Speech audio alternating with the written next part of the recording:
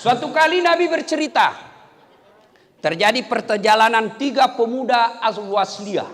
Kira-kira pemuda Al-Wasliyah inilah jalan musafir. Karena tiba waktu malam, mereka mencari tempat untuk istirahat. Karena waktu itu tidak ada hotel, maka mereka mencari lubang-lubang gunung yang disebut goa. Tidurlah mereka bertiga. Ternyata saat mereka bertidur, tanpa mereka sadari terjadi gempa. Dan gempa tersebut menutupi mulut gua. Pada saat 3 pemuda ini bangun, mereka baru sadar, wah, ternyata mulut gua tertutup batu. Berkatalah yang paling senior, ayo dorong, kira-kira Pak Ketua. Dorong ayo. Bismillahirrahmanirrahim. 1, 2, 3, dorong. Nggak goyang. Ulang lagi. Ada dalam cerita, nggak ada. Nah, ini gaya dasarnya. Dorong lagi. Nggak goyang.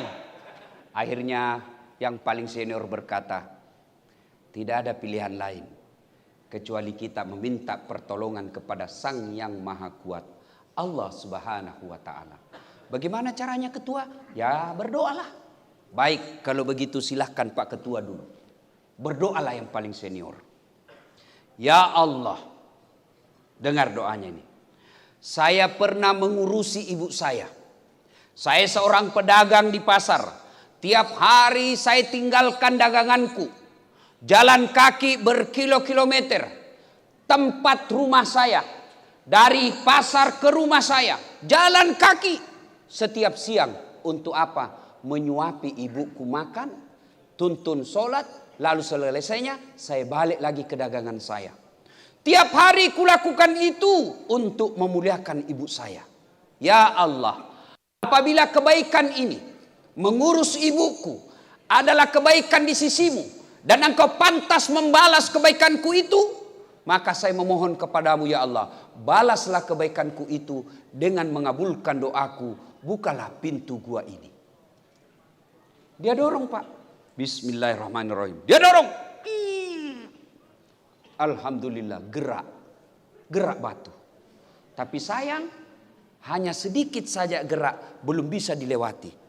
Belum cukup. Belum cukup. Kau lagi. Maju orang kedua.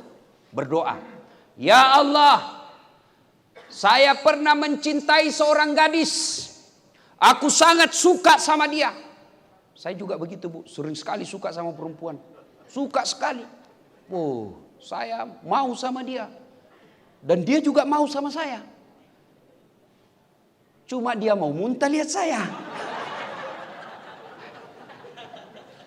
Saya mencintai perempuan itu. Dan suatu ketika datanglah perempuan yang saya cintai ini. Dia minta tolong kepadaku. Saudaraku, bantulah saya. Oke, saya bantu kau dengan catatan, temani saya tidur 1 malam. Kalau kau mau saya tolong, temani saya tidur semalam. Loh, bagaimana caranya? Kau bukan suamiku. Ya terserah, mau ditolong, temani saya. Kalau tidak mau, saya tidak tolong kamu.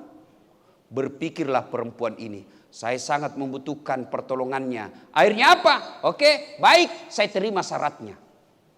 Di tempat yang mereka telah sepakati, waktu yang mereka telah tentukan, mereka ketemu. Telanjang bulat lah ini perempuan. Dan saya tidak tahu kenapa Pak Kombes, perempuan yang tidak pakai baju sama sekali disebut telanjang bulat. Kenapa tidak disebut telanjang segi 4? Jangan tanya sama saya, silahkan tanya sama Ketua MUI. Barangkali beliau punya jawabannya. Ketika beliau telanjang bulat ini perempuan, mau lompatlah ini cowok. Dia bilang sudah kesempatan ini. Dia mau lompati, tiba-tiba dia seolah-olah melihat rambu lalu lintas. Seolah-olah melihat rambu lalu lintas, huruf P silang warna merah. Artinya dilarang parkir. Mundur dia. Kata perempuan, Mas, gimana Mas? Gak jadi. Sudahlah, terlanjur. Gak ada kata terlanjur. Jadi gimana? Saya tetap tolong kau dek. Nih yang kau butuhkan. Kau pulang pakai pakaianmu. Tetap saya tolong kamu. Ini duit tidak utang. Saya ikhlas tolong kamu. Pergi kau, silakan. Ya Allah, jika saat itu sudah kesempatan di depan mata, saya tidak menzina, saya tidak berzina karena saya takut kepadamu ya Allah, adalah kebaikan di sisimu. Saya mohon kepadamu ya Allah, balaslah kebaikanku itu dengan mengabulkan doaku. Bukalah pintu gua ini. Bismillahirrahmanirrahim. Dia dorong. Alhamdulillah, bergeser. Belum bisa. Maju orang ketiga. Maju orang ketiga. Ya Allah, saya pernah mengurus, saya pernah punya karyawan. Satu karyawan saya, mestinya saya gaji. Tapi sebelum dia gajian, dia pergi merantau. Lalu gajinya saya simpan. Saya belikan kambing 1 ekor. Hamil tidak ada suaminya. Kambing. Ini namanya juga kambing. Tapi sekarang banyak juga cewek mau saingan sama kambing. Hamil tidak ada suaminya deh, beleng-beleng.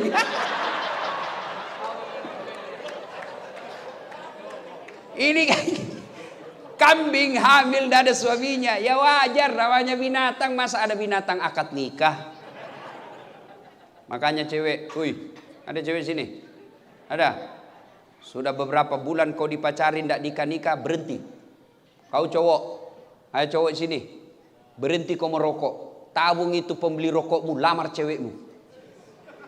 Jangan ketawa, saya serius. Cewek juga beleng-beleng. Dipacari 4 tahun tidak dilamar-lamar. Dengar ini, motor aja 1 tahun dicicil lunas. Kamu 4 tahun tidak dilamar-lamar.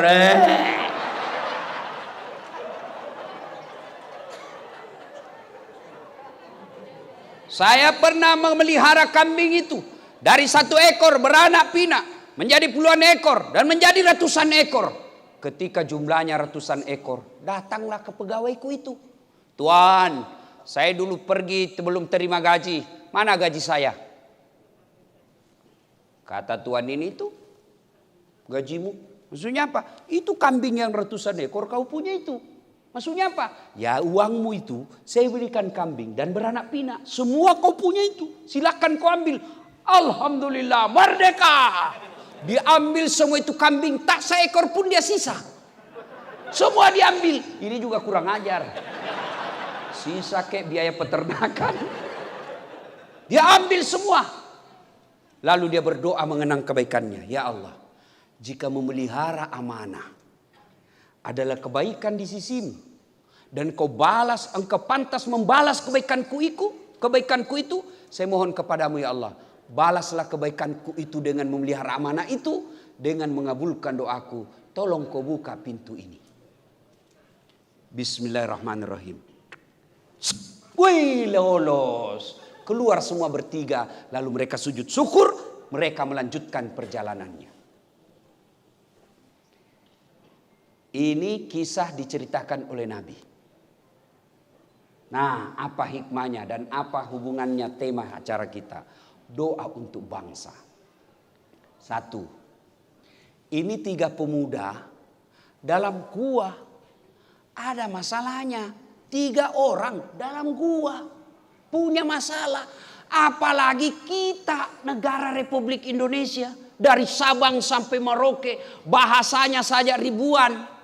Pulaunya saja ribuan, lautnya saja luas, sukunya, bangsanya banyak, pasti banyak masalah.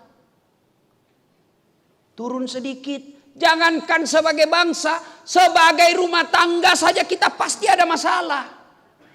Tidak ada manusia di dunia ini yang tidak ada masalahnya.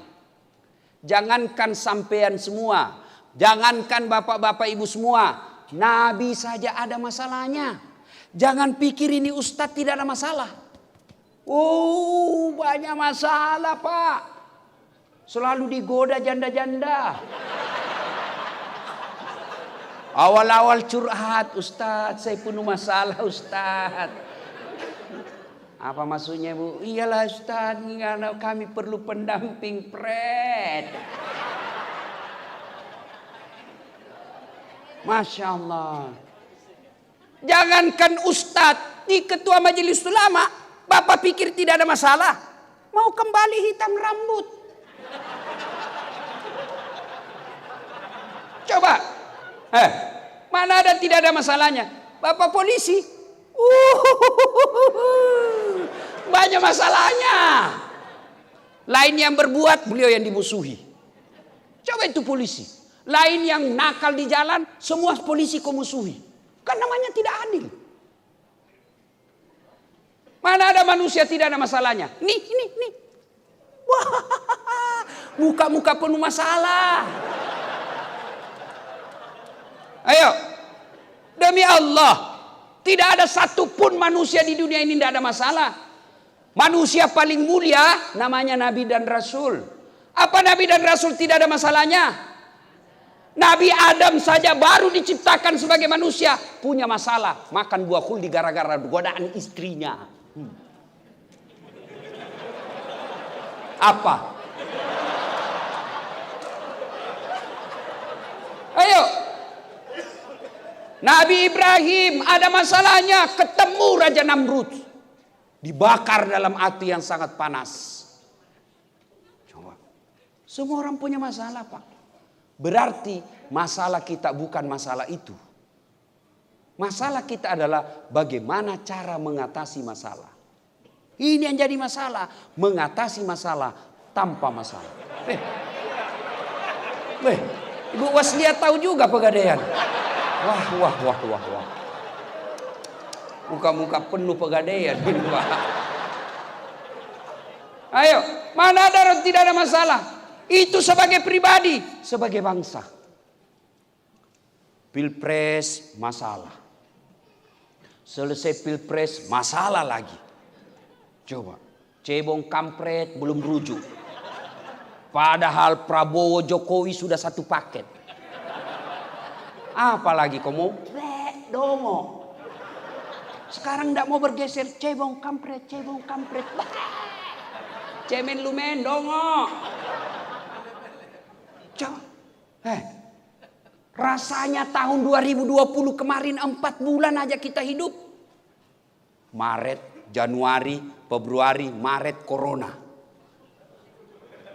Ya kan? Selama Corona kita dipaksa pakai masker. Saya senang pakai masker, tidak kelihatan hidungku yang pesek. Kita dipaksa jaga jarak, padahal selama ini budaya kita saling berangkul, budaya kita ngobrol di warung kopi. Dipaksa kita tidak boleh keluar rumah. Kita minta supaya ada vaksin. Ada lagi vaksin, ribut lagi. Oh ini palsu, ini bahaya, sudah tembak. Bikin ngeri juga Pak. Ayo. Tidak ada vaksin kita stres. Ada vaksin stres lagi. Mana ada? Ini anak muda. Masalah Pak. Mau jadi tentara padahal cuma bajunya yang tentara.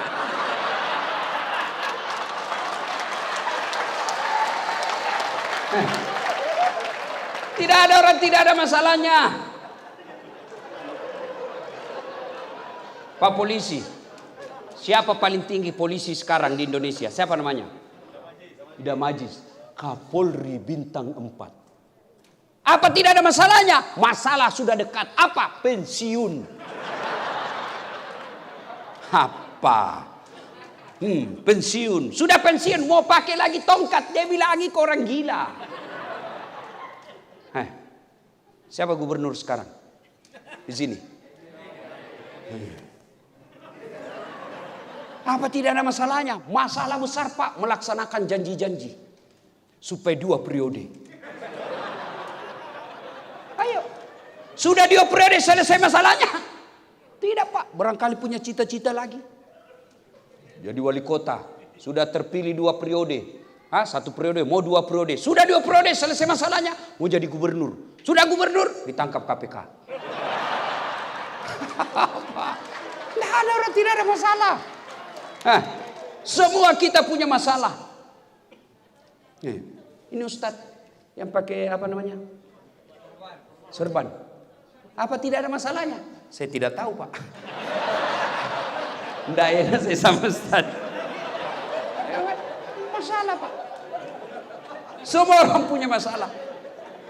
Nah sekarang Ayo, belajar dari kisah tadi. Ayo saudara-saudaraku, ada masalah, yuk belajar dari tadi. Apa pertama? Doa. Bahkan Nabi jelaskan, doa bagi umat Islam adalah senjata. Nah, ini jadi tidak usah sebagai bangsa deh. Saya seandainya presiden, seandainya pangkat saya Presiden Jokowi. Begitu ada wabah, maka yang pertama saya umumkan, saudara-saudara sekalian, terutama kalian umat Islam, agama kita mengajarkan, ada dosa, ada wabah, ada masalah, tobat nasional. Mereka yang nakal-nakal, koruptor, penjara, makin banyak korupsinya, potong tangannya. Ya. Cek. Ah, semprot dulu.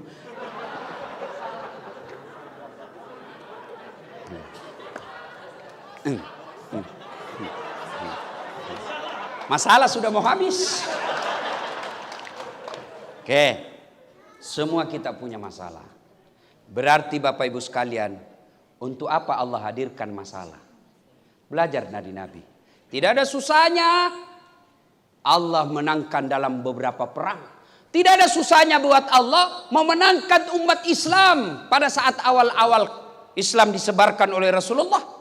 Apa susahnya Allah memenangkan ketika di Taif Nabi dilempari?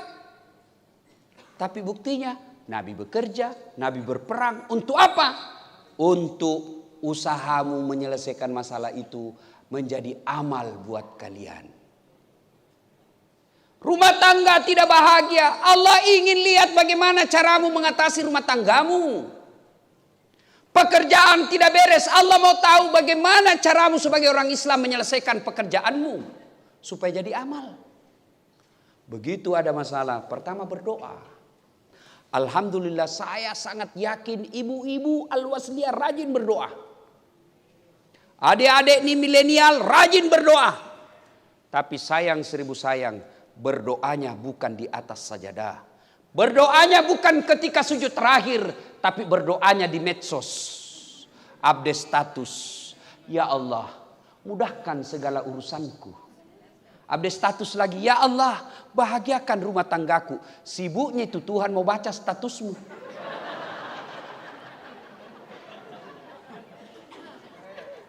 Ayo, ada masalah berdoa. Saya sudah berdoa Ustadz. Kenapa Allah tidak selesaikan masalah saya? Berarti Allah ingin Bapak semakin lama berdoa. Karena kalau Bapak berdoa hari ini langsung dikasih, berhentilah Bapak berdoa. Tapi karena ditunda, akhirnya 1 bulan Bapak berdoa. Bukankah 1 bulan berdoa itu pahala dan kemuliaannya tinggi? Maka Bapak Ibu sekalian, ada masalah dalam hidup ini, doa. Dan hebatnya Allah janji, ud'uni astajib lakum. Berdoa kau kepadaku, pasti saya kabulkan. Itu janji Allah, bukan janji caleg.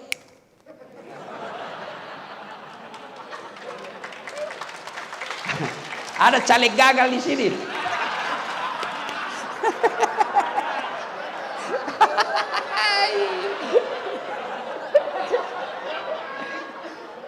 Lihat, Bu, coba lihat kalau mau caleg tuh, bagi-bagi kartu nama itu, pilih saya, sama-sama kita Al-Wasliyah.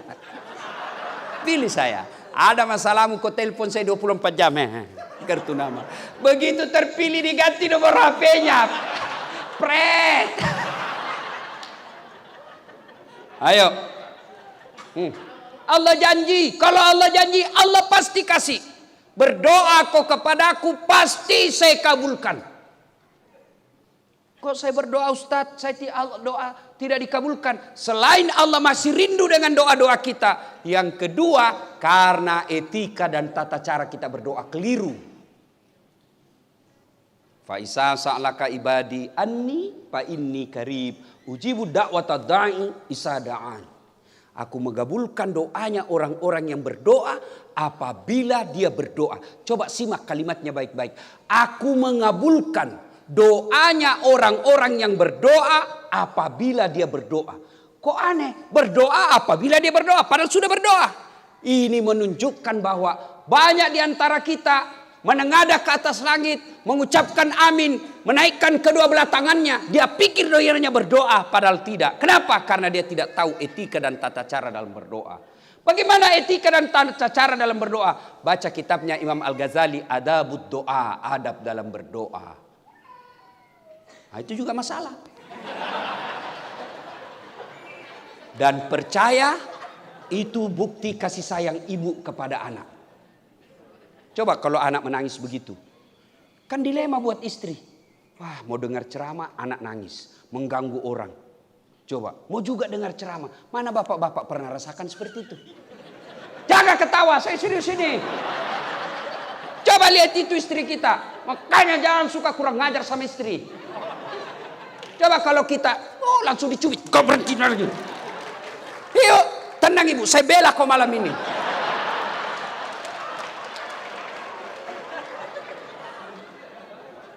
Ya. Nah, saudara-saudara sekalian, berdoa salah satu sebab kita gagal dalam berdoa karena kita tidak tahu apa yang kita minta. Ibu-ibu, mau saya ajarkan doa supaya anaknya bisa lebih hebat dari Ustadz Abdul Somad atau Adi Hidayat. Bisa? Mau? Mau? Ayo ikut, ini doanya, gampang sekali. Ayo ikut doanya Bu. Bismillahirrahmanirrahim. Allahumma barik lana. Belem-belem. Apa mau barik lana? Memangnya mau makan. Ayo. Ini menunjukkan bahwa ibu asal doa, tidak tahu apa yang ibu baca. Doa tidak harus pakai bahasa Arab. Tidak ada kewajiban berdoa pakai bahasa Arab. Doa itu curhat. Silakan sampaikan keluhan hatimu kepada Allah. Daripada ibu bahasa Arab bingung malaikat. Apa maksudnya ini ibu? Lain di bibir, lain di hati. Ternyata doa yang dia baca, doa minta hujan.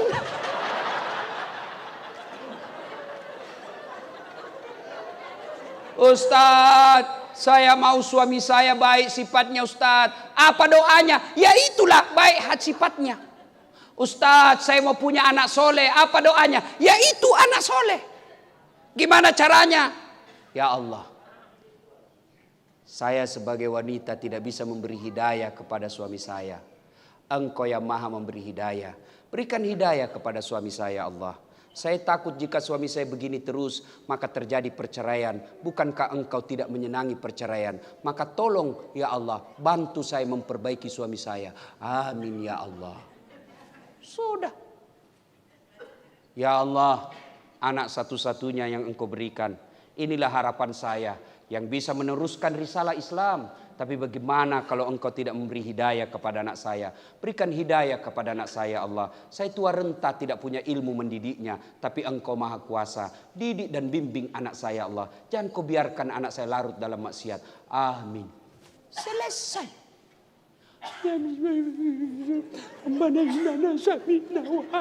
Padahal dia minta supaya sembuh perutnya. Tidak nyambung. Oi. Hai. Iya Bu. Apa masalahmu ibu? Sebut.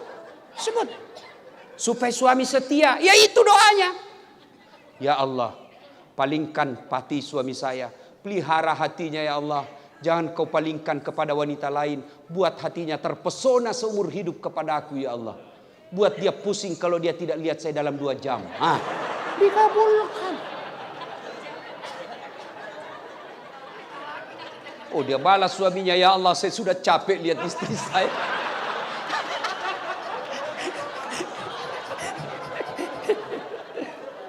Ya, adik-adik remaja, ayo doa. Doa. Tidak ada yang mustahil kalau Allah membantu kalian. Tidak ada yang mustahil. Mustahil kata manusia, itu kata manusia. Kalau Allah yang mau, kecil men, kecil. Jadi pegawai negeri kecil men, kecil. Mau jadi polisi kecil buat Allah. Allah cuma ucapkan kun. Jadi. Mau jadi polisi tidak usah nyogok 800 juta. Sampai pensiun tidak bisa bayar itu Pak. Jadi PNS mau nyogok 500 juta. Sampai pensiun kau tidak bisa kembali modalmu itu 500 juta. Lalu gimana Ustaz? Minta tolong kepada Allah. Demi Allah, saya jadi dosen, PNS juga. Tidak ada. Malah negara yang minta. Kok bisa Ustaz? Ya bisa aja kalau kita minta kepada Allah. Padahal waktu itu sempat berkas saya dihilangkan. Tapi kalau Allah yang tolong, kecil jadi PNS. Ada di sini belum dapat jodoh? Ada? Ada janda yang mau dapat jodoh lagi? Coba daftar. Saya atur sama ini bapak-bapak. Sini. Ayo. Ada yang sembuh, ada yang sakit tidak sembuh-sembuh. Minta kepada Allah. Kecil buat Allah sembuhkan penyakit bapak. Cuma yang jadi masalah, kita lebih senang datang sama manusia daripada datang kepada Allah. Mau jadi pegawai, datang kepada tim sukses. Datang kepada kepala dinas. Meskipun kita sepupu, dia makan kita itu pak. Saya ini memang kita sepupu dek. Tapi kan ada bos saya. Bosnya lagi tuh dia jual. Padahal dia yang makan sepupunya. Maka lebih baik minta kepada Allah. Sudah minta kepada Allah, tidak dikabulkan Ustadz. Berarti yang ketiga. Tadi kan satu, caranya berdoa dia tidak tahu. Dua, Allah ingin lama-lama berdoa.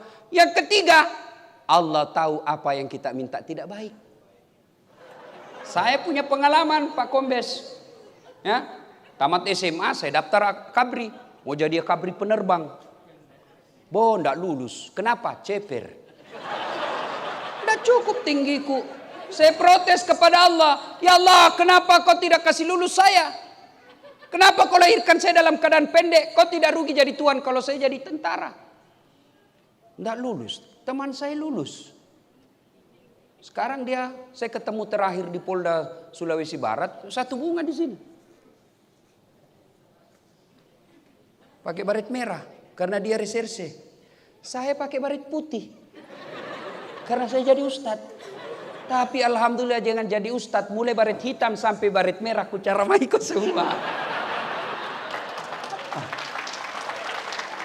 Itu kawan saya yang lulus ya cuma satu bunga ketemu sama Kapolda Bintang 2 ya Pak. Saya Kapolda hormat mas. Apa? Jangankan Kapolda, Kapolri.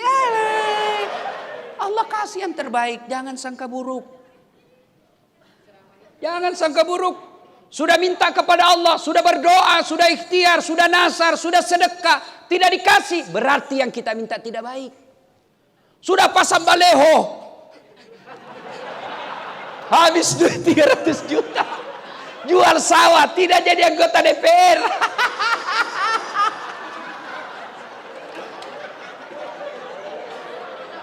Berarti bukan anggota DPR yang paling baik. Yang paling baik kau tetap di Al-Wasliyah.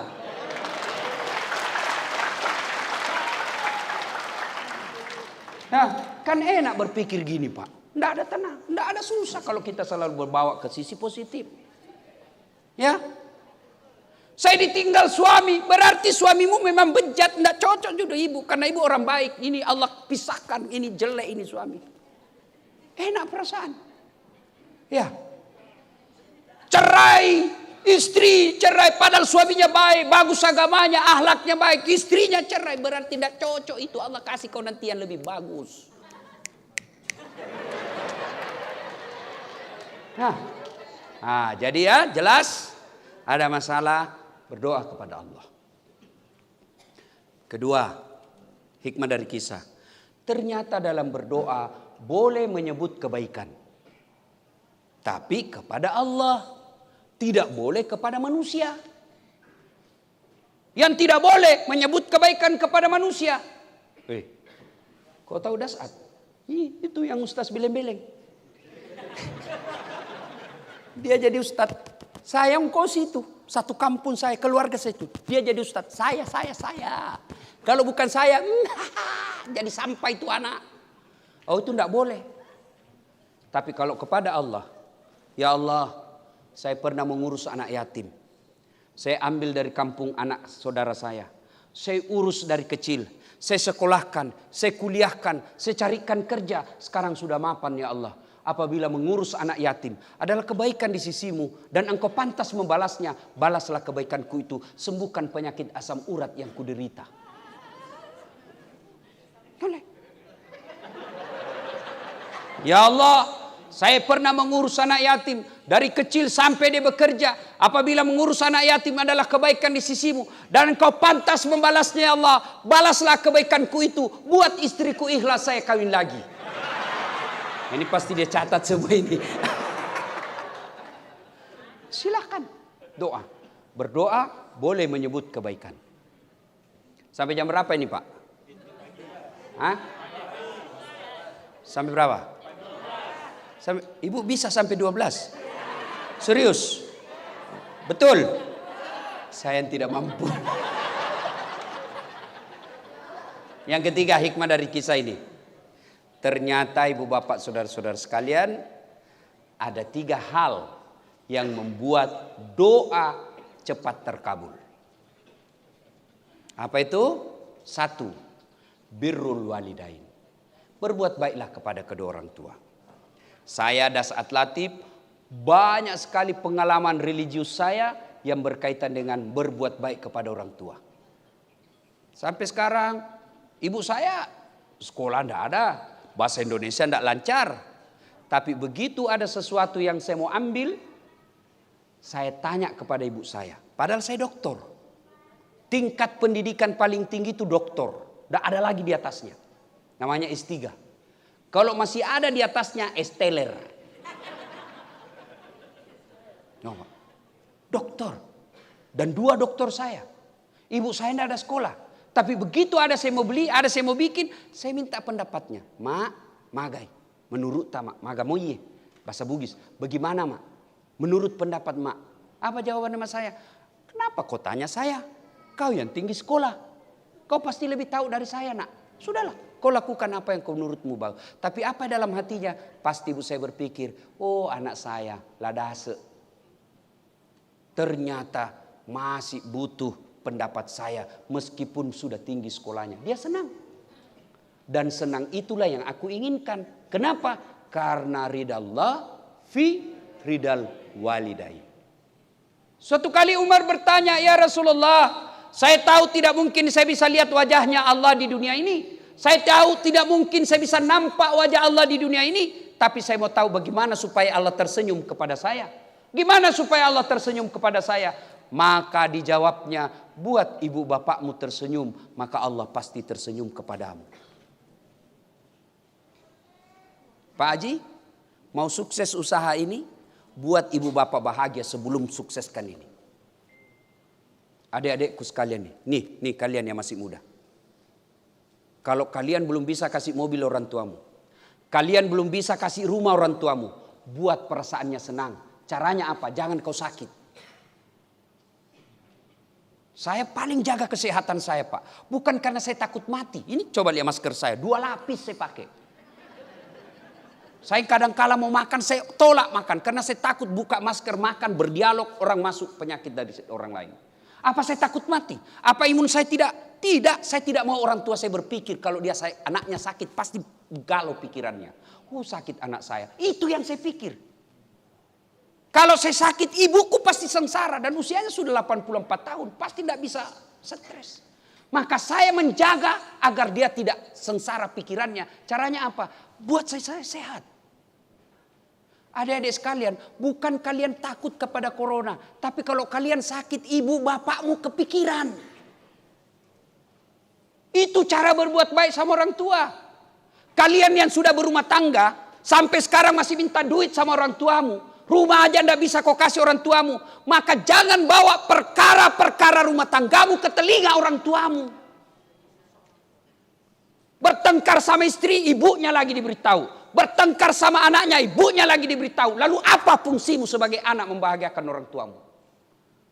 Kalau tidak bisa kasih duit orang tuamu, kasih hatinya bahagia. Dan sangat gampang membahagiakan hati orang tua. Jangan berikan pendengarannya. Jangan berikan berita-berita yang dia tidak senang. Kalau itu yang kau lakukan, kecil buat Allah mengabulkan doamu. Kenapa saya usaha Ustadz bangkrut? Kenapa saya Ustadz ini? Karena kamu lebih harga istrimu daripada ibumu. Ini juga. Tenang Pak, saya bela kau malam ini. Tiba-tiba suaminya katakan, Pak, ini ada bonus, ada 5 juta. Sudahlah, kita perbaiki pagarnya emak di kampung.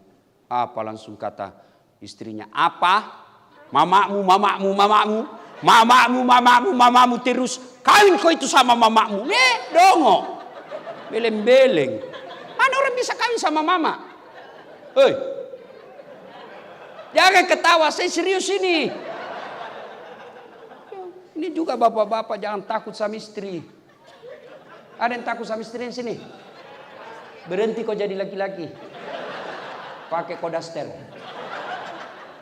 Ustadz takut sama istri? Enggak, cuma istri saya lebih berani. Salatullah salamu